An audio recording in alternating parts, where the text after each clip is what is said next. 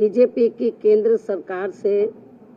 इस देश के समूचे अनुसूचित जाति व अनुसूचित जनजाति समाज की ओर से ये अनुरोध किया कि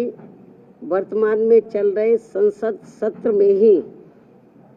संविधान में संशोधन करके व कानून बनाते हुए देवेंद्र सिंह बनाम पंजाब राज्य के केस में माननीय सुप्रीम कोर्ट के दिनांक 1 अगस्त 2024 के आए निर्णय में,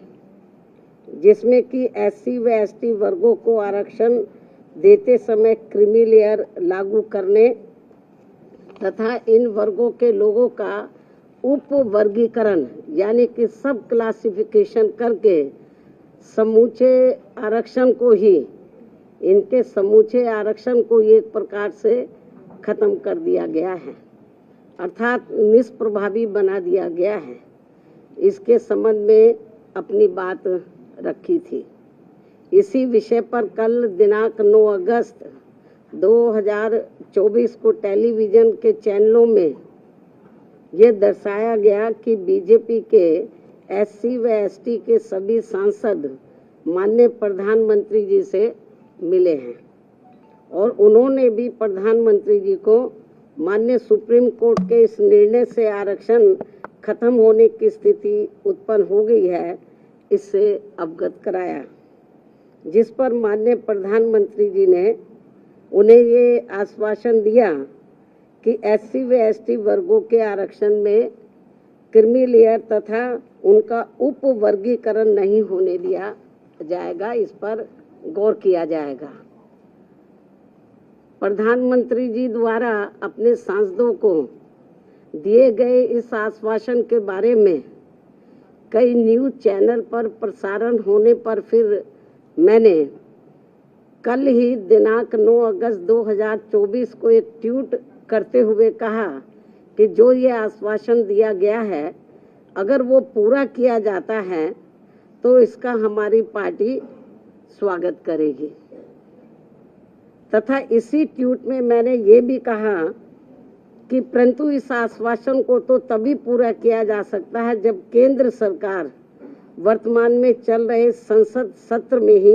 एक संविधान संशोधन विधेयक लाकर माननीय सुप्रीम कोर्ट के इस निर्णय को निष्प्रभावी बनाते हुए ये प्रावधान लाती है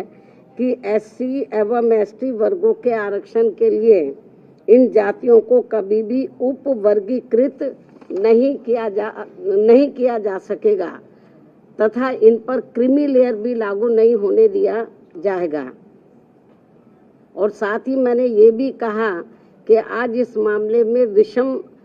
स्थिति उत्पन्न ही ना होती अगर केंद्र सरकार ने अपने अटॉर्नी जनरल के माध्यम से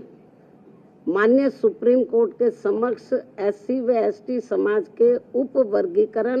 एवं क्रीमी लेयर के पक्ष में जोरदारी से अपने कथन न रखे होते। यदि उन्होंने ठीक ढंग से पैरवी की होती तो शायद ये ऐसी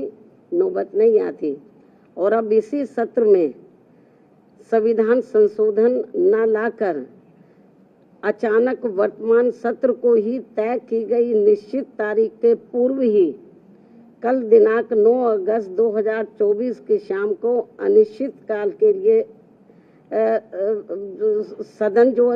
जो है वो स्थगित कर दिया गया, जिससे कि माननीय सुप्रीम कोर्ट द्वारा दिया गया ये असंवैधानिक निर्णय बना रहे। और बीजेपी की केंद्र की सरकार की मंशा, जिसकी वकालत उन्होंने सुप्रीम कोर्ट में की थी,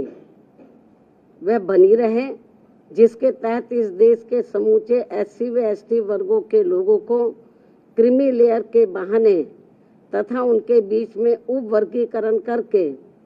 उन्हें आरक्षण से ही हमेशा के लिए वंचित कर दिया जाए और इस प्रकार से फिर बिना संविधान बदले ही एससी व एसटी वर्गों का आरक्षण हमेशा के लिए खत्म कर दिया जाए। एक और वर्तमान संसद सत्र को निश्चित तिथि से पूर्व ही समाप्त करना और दूसरी तरफ माननीय प्रधानमंत्री जी का ये हवाई आश्वासन देना कि माननीय सुप्रीम कोर्ट के इस निर्णय को नहीं लागू किया जाएगा और फिर इस मामले में कोई भी कदम न उठाना तथा कोई भी कार्रवाई आदि न करना, ये स्पष्ट रूप से दर्शाता है कि या तो माननीय प्रधानमंत्री जी द्वारा इस तरह का कोई आश्वासन अपने SC ST वर्गों के सांसदों को दिया ही नहीं गया है, या फिर ऐसा आश्वासन केवल इन वर्गों के लोगों को भ्रमित व गुमराह करने के लिए ही दिया गया है। और इसीलिए अभी तक आधिकारिक तौर से माननीय प्रधानमंत्री जी द्वारा प्रेस के माध्यम से या अपने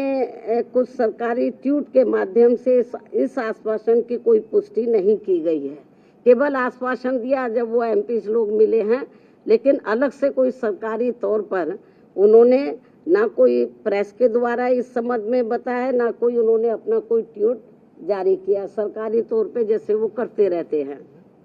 इन सब कारणों से आज इस देश में SC व ST वर्गों के रह रहे लगभग 40 करोड़ से ज़्यादा लोग पूर्व में कांग्रेस की रही सरकार की तरह ही वर्तमान BJP की केंद्र की सरकार के द्वारा भी अपने आप को काफ़ी ठगा सा महसूस कर रहे हैं, जिनको कि यहाँ बरसों से छुआछूत एवं अनेकों अन्य शोषण व उत्पीड़न आदि सहने पड़े हैं और जो आज भी सहने पड़ रहे हैं, जिसकी वजह से ये लोग आज भी सामाजिक एवं आर्थिक तौर से पिछड़े हुए हैं, जिन्हें ये आरक्षण दिलाने का कार्य परम पूज्य बाबा साहब डॉक्टर भीमराव अंबेडकर द्वारा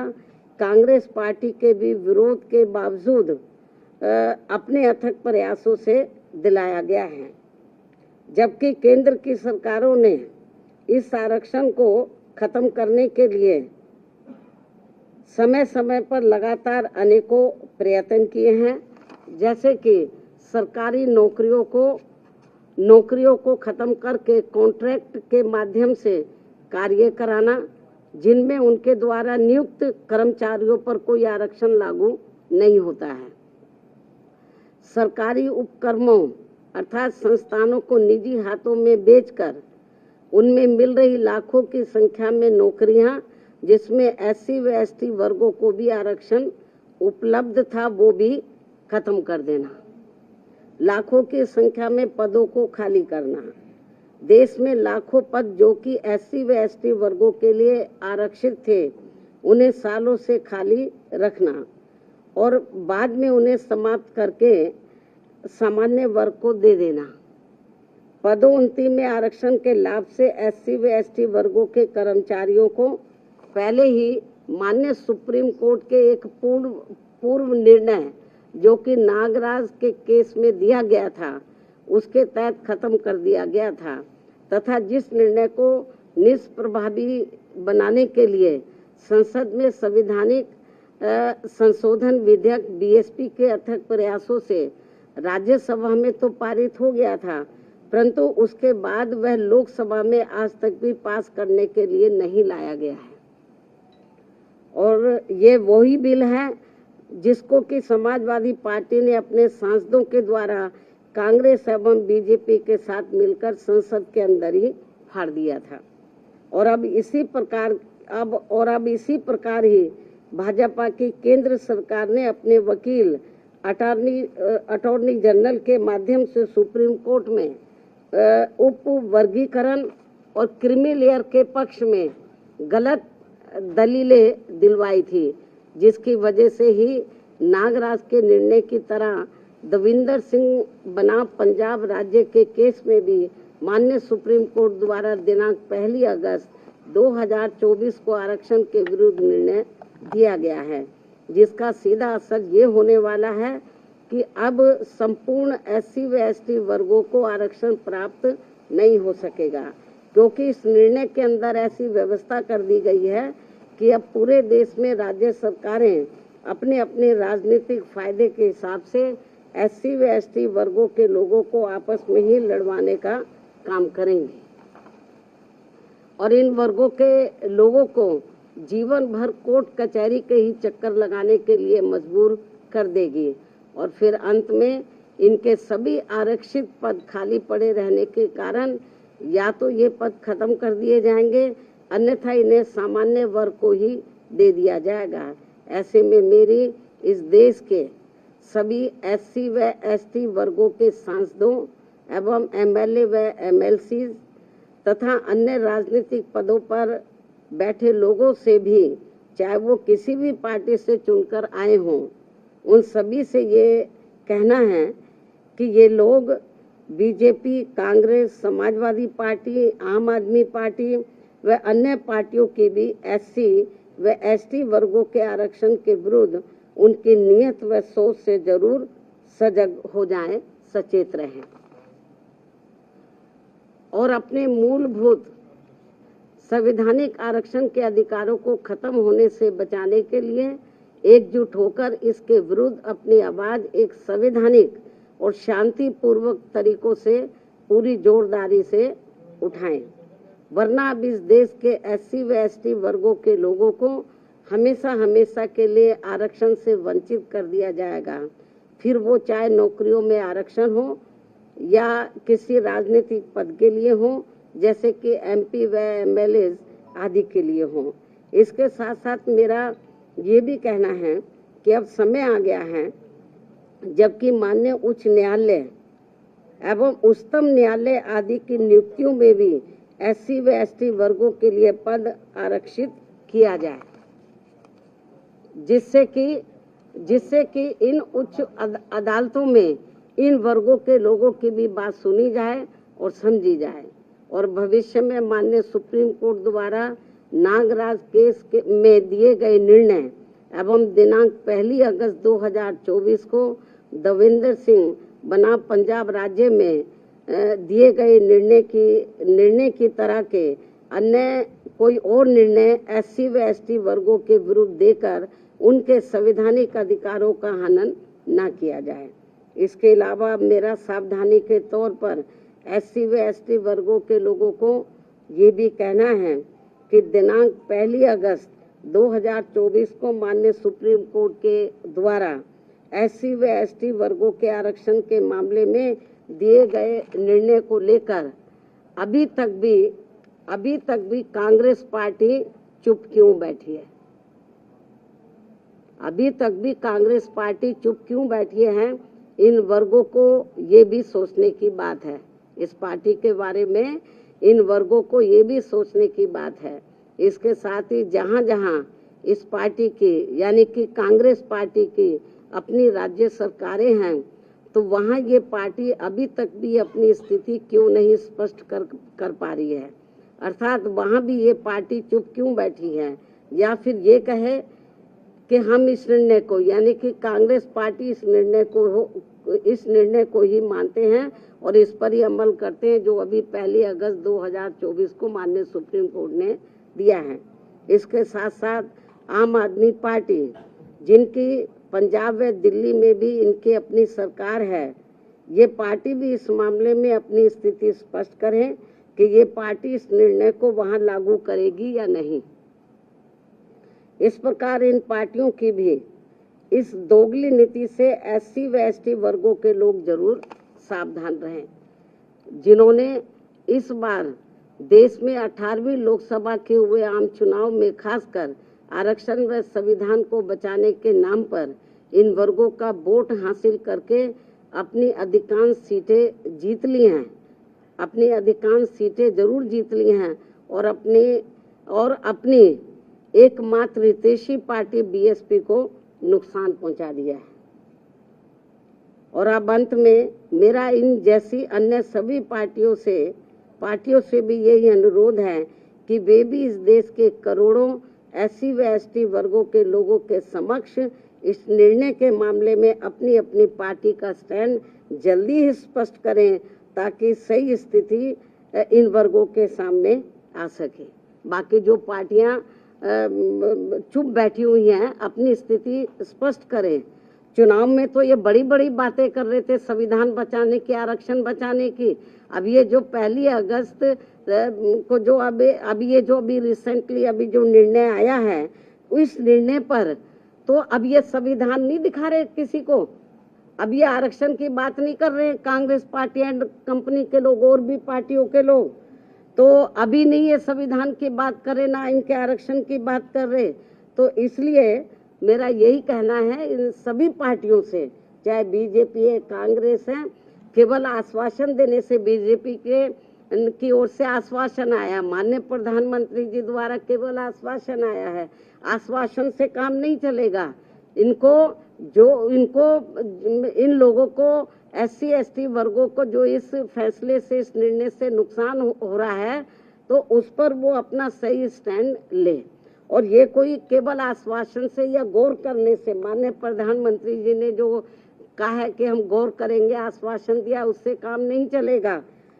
इसका बड़ा भारी नुकसान इन वर्गों के लोगों को हो रहा है। बेहतर तो यही होता कि कल जो इन्होंने 2-3 दिन पहले ही संसद के दोनों सत्र जो इन्होंने अनिश्चित काल के लिए स्थगित कर दिए हैं, बेहतर यही होता कि इसको ये अनिश्चित काल की बजाय तो ये थोड़े समय इसको ये नहीं करते, इसको कंटिन्यू रखते और 5-6 दिन के बाद पूरी तैयारी करके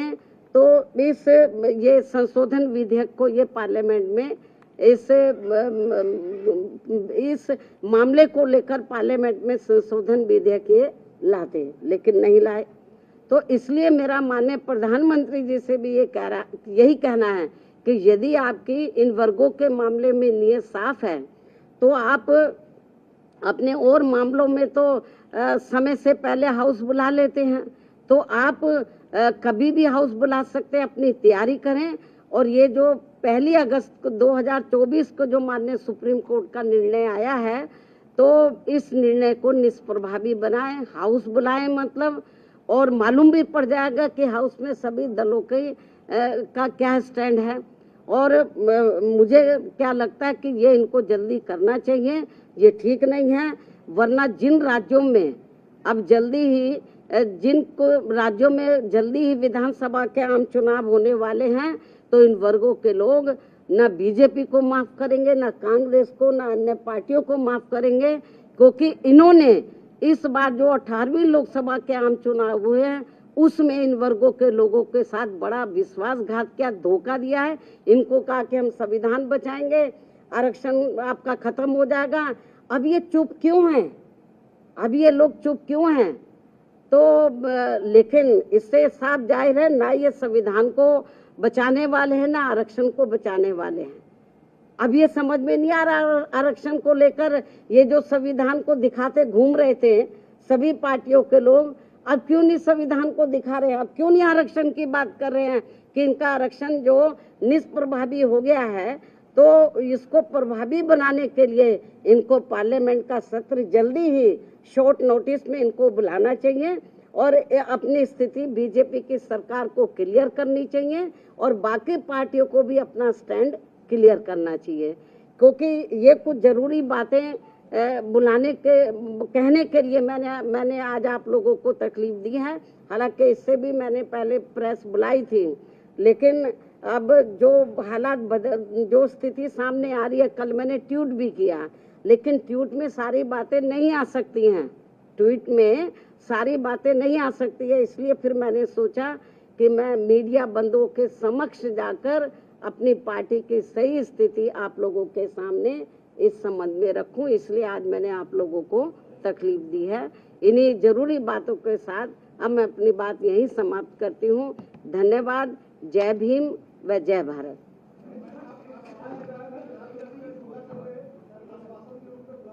इसका जवाब मैंने दे दिया है।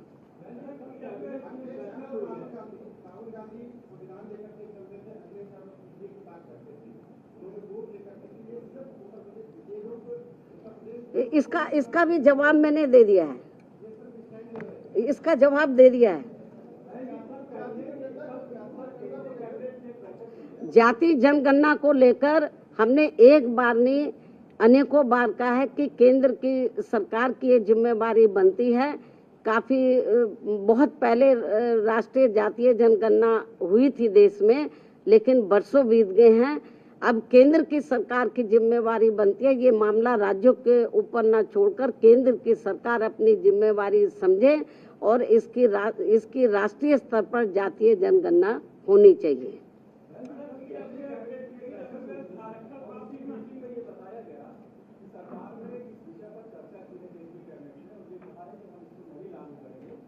केवल कहने से थोड़ी ना काम चलेगा। जो सुप्रीम कोर्ट ने निर्णय दिया है, जब तक आप लोग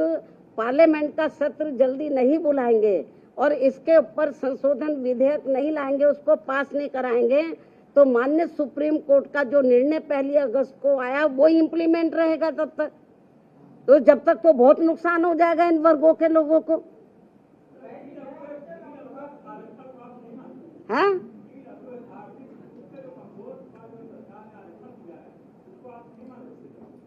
ये मामला SC ST वर्गों से संबंधित है, इससे संबंधित सवाल पूछिए आप। ठीक है, धन्यवाद। अरे छोड़ो, आप क्या जया बच्चन, मतलब इतना इम्पोर्टेंट मामला है, देश के करोड़ों SC ST वर्गों के हितों का मामला है। आप उससे ध्यान डाइवर्ट करने के लिए आप ऐसी बातें कर रहे हैं, तो आप उनसे पूछो जाके। अब आप लोगों के लिए जल पानी का या लंच का जो भी अरेंजमेंट किया है, पिछली बार तो के लिए हम आपसे माफी चाहते हैं, क्योंकि समय बहुत कम था, तो हम आपकी खिदमत ज्यादा नहीं कर सके। लेकिन मैं तो बहुत कम प्रेस बुलाती हूँ, आप लोग सोचते हैं बहन जी जल्दी जल्दी नहीं बुलाती।